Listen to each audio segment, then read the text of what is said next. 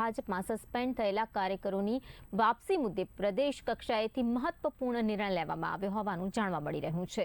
પક્ષના સૂત્રો અનુસાર આ નિર્ણય સ્થાનિક સ્તરે નહીં પરંતુ પ્રદેશ કક્ષાએથી લેવામાં આવ્યો છે। માહિતી મુજબ સંબંધિત કાર્યકર લાંબા સમયથી પક્ષમાં પરત લેવા માટે રજૂઆત કરી રહ્યા હતા।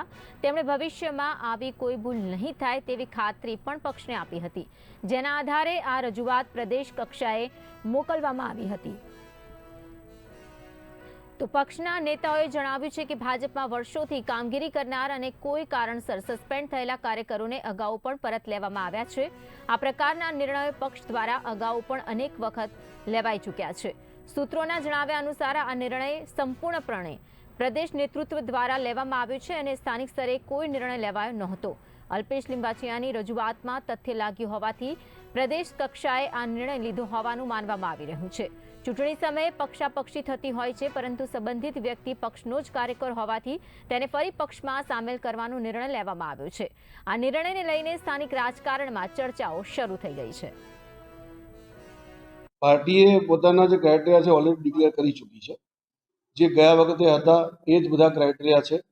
60 વર્ષથી વધુ નહીં, 3 ટર્મથી વધુ નહીં, બ્લડ રિલેશન વાળાને ટિકિટ નહીં, આવા બધા કાયદાકીય જે રીતે થઈ શકે નિયમો ગઈ વખતે પણ આ જ હતા। એ જ નિયમો પ્રસિદ્ધ કર્યા છે। કઈ પત્રિકા ફરી રહી છે મને બહુ આઈડિયા નથી, પણ એઝ એ પ્રમુખ સંગઠનાત્મક રીતે અમને પણ આ બધા ક્રાઇટેરિયા મળેલા છે અને એ ક્રાઇટેરિયાના આધારે પાર્ટી ટિકિટ માટેનો નિર્ણય કરશે। જો જેમને દાવેદારી કરી છે એમને પોતપોતાની રજૂઆત કરી છે।